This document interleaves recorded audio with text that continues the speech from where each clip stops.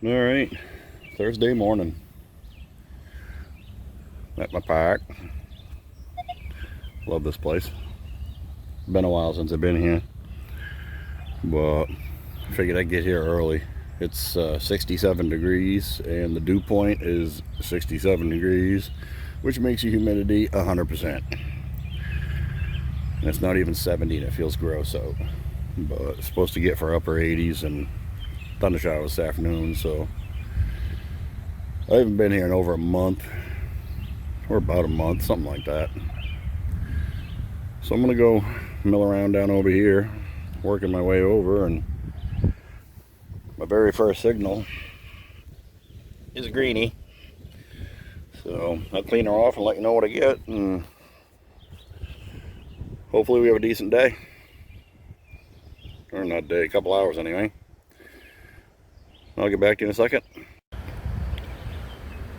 Alright, it's pretty gross, but first target's a weedy. No idea what year or whatever. She's pretty gross. But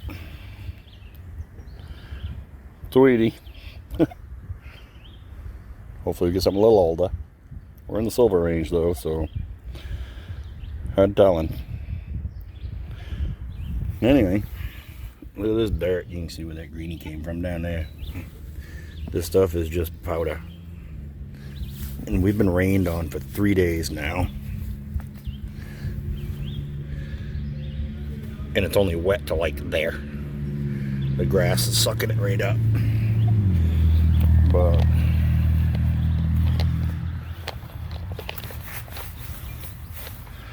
I'll do my best to make it look good.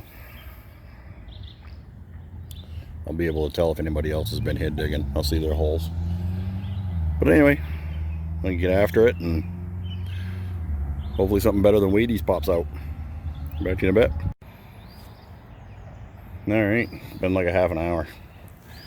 Made my way down the hill. My first target's a weedy. All my other targets are junk. Yoga class going on over there. I ain't into that one. Hard work to get in the shape I'm in. But I'm gonna mill around down here and see what I can stir up. I'm not hitting any deep targets like I do in the spring. The ground's really dry. No matter what I do, no matter what I put my settings on, I haven't seen a piece of anything come out of the ground deeper than 6 inches. And I know the deep targets are here. I hear them every spring. But I'll do the best I can with what I got, and I'll keep giving her hell, and hopefully something pops out of the ground. Something decent. I'll get back to you if it does. Alright, I think I got my first decent target. It was freaking pretty deep, actually. It's probably my deepest target. About pinpointer deep. I don't know what's that. 8-9 inches. But I chiseled my way down through that dirt. It looks like some sort of a clasp. There's some fancy on it. Looks like it's got some writing on it. I'll try to clean it up and I'll get back to you. It's definitely got letters on it. It's monogrammed. I don't think it's silver, or there's a rusty color on it.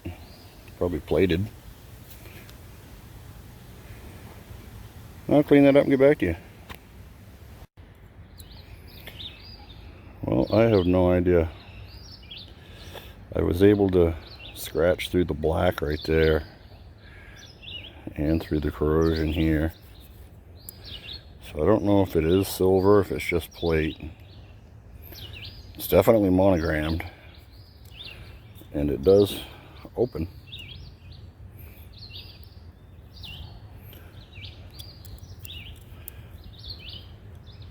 I don't know if it's like a garter clasp or something. Interesting. I'll clean that up when I get home. That's a cool find. I've never seen a buckle quite like that. or suspender clip or whatever the hell it is. But it's monogrammed, so it meant something to somebody, and they spent some money on it. But cool digs. Anyway, get back at it, see what else I can pop out of here. That's cool. It's fun finding targets again. It's been a while since I've been out. But you know, the sun's starting to come out now. Now it's going to get humid. A little bit of blue up there finally. Fog's lifted. It was wicked foggy this morning where it was 100% humidity. The air just can't hold it anymore. But oh, back at it before I get sweating. Alright, here's something I want to mention that is just an observation of mine. But the Equionx has the straight shaft, and my AT Pro, the shaft comes up and then comes out. So here the shaft hangs well below my hand, and with my AT Pro the shaft is up on top of my hand.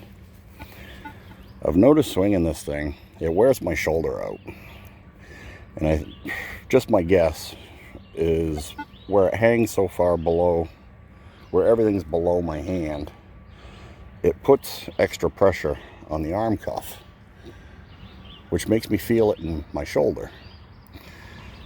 So I saw somebody do this the other day, a couple of weeks ago, but they grabbed their Equionx down low like this and swung it left or right, and it actually makes a big difference having the weight on top of your hand instead of that far below it. I've never had much trouble with my AT Pro and my shoulder, but since I've been swinging the Nox, I notice it's wearing me out. So I'm thinking, just for kicks, when I get home, I might measure the shafts, and if they're the same size, I might take this apart, as long as the coil fitting's the same or close.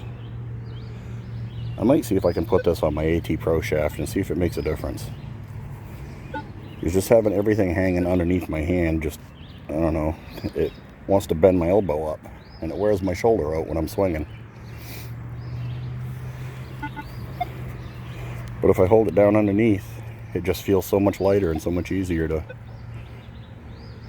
Maybe it's just me and the way I'm used to swinging, but I got a lot of hours in on this thing, and I really noticed a difference in my shoulder. Almost to the point where I'm considering a sling. But I might try moving this over to my AT Pro shaft and see what happens. They're pretty much the same fitting, so I wonder if I can just take the lower rod,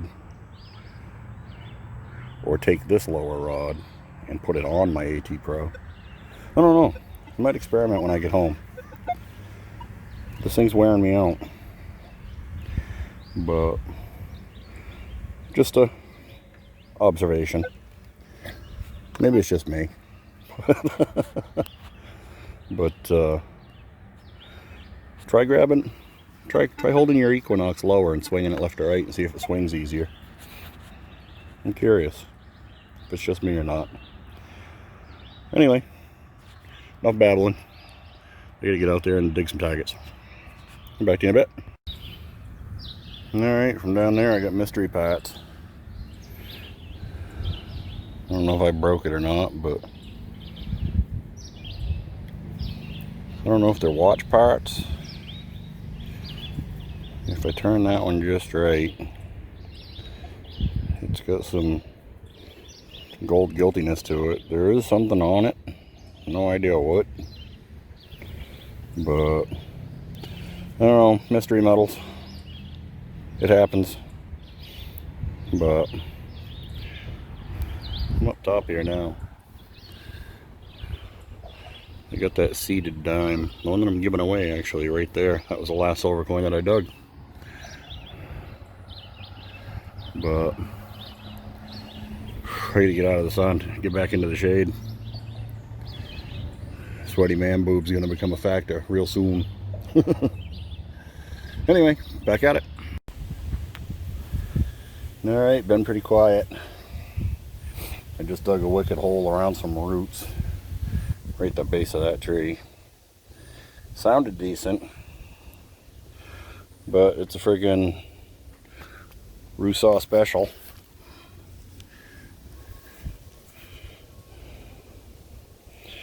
Frickin' square nails. No, well, what can you do? Dig them up, get them out of the way. They won't be here next time I come. But we'll get back at it. I'm gonna give her another hour or so and see what happens. Go home, sit in the air conditioning. It's getting friggin' hot. Anyway, back at it. Alright, from down there, I would have swore it was a nickel. It was a perfect nickel signal. But it is some sort of pin. I don't know what's on it. It's like a saddle. Huh. No idea. I think it might have some writing or something on it. I'll clean her up when I get home. Huh. I think it's a saddle.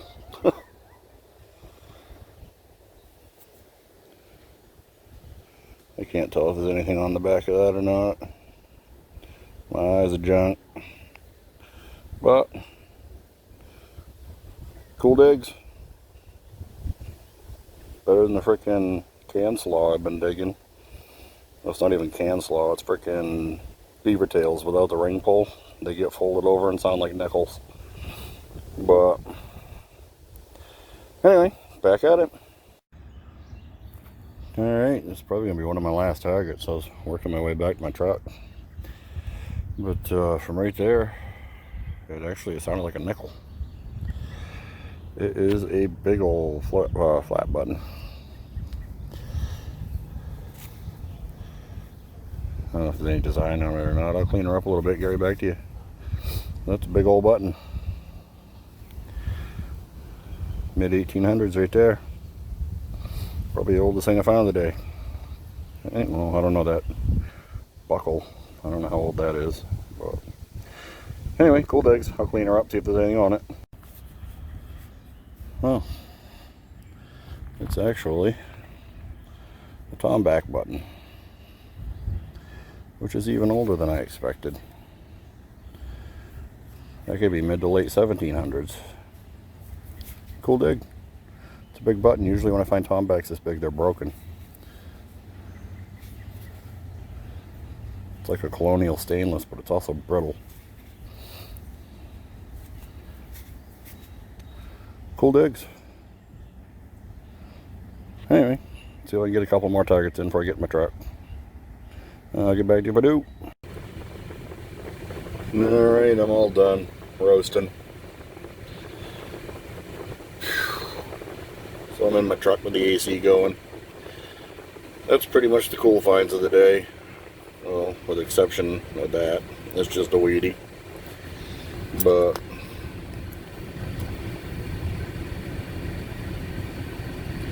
I'm going to try cleaning that up when I get home.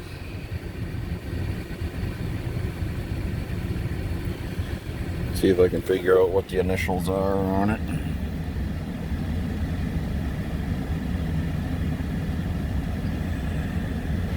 There's got to be a maker on there somewhere. But it's all caked in crap, so hard telling not knowing. I'll figure that out when I get home. But anyway, some good digs. It's great to get out, dig some targets. Been neglecting the Equionx, so. And I'm going to experiment with my AT Pro shaft when I get home. This thing's just killing my shoulder. But anyway, I'm going to head her back to the house, get some lunch. I'm going to pick my kid up and take her off to a friend's house for the night. And sit in the AC all afternoon until I barbecue some cow and enjoy the rest of the afternoon. Anyway, till the next adventure. Alright, I'm back at the house. I cleaned up the pen. Nothing special about that. But it is a saddle, which is weird. Can't say I ever found one of them before. So that's a cool dig. But that little buckle, I don't know if it's a garter clasp or suspender clasp or whatnot. You open her up,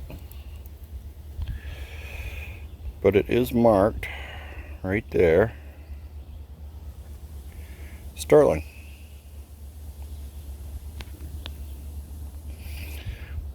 So that makes the first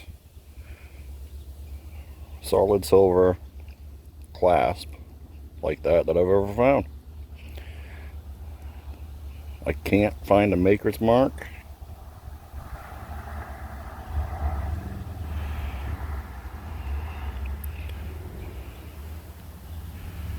There might be one on there somewhere, and I just can't see it yet. But I think I might zap this with some electrolysis and see what happens. Knock that tarnish off. I thought it was pitted and plated, but it's definitely marked. Trying to get it in the sun just right. You can probably see it right there. But that's a cool dig. Got a big silver and it ain't even a coin. Good deal. Makes for a good day. That park just won't quit. Awesome. Anyway, till the next one.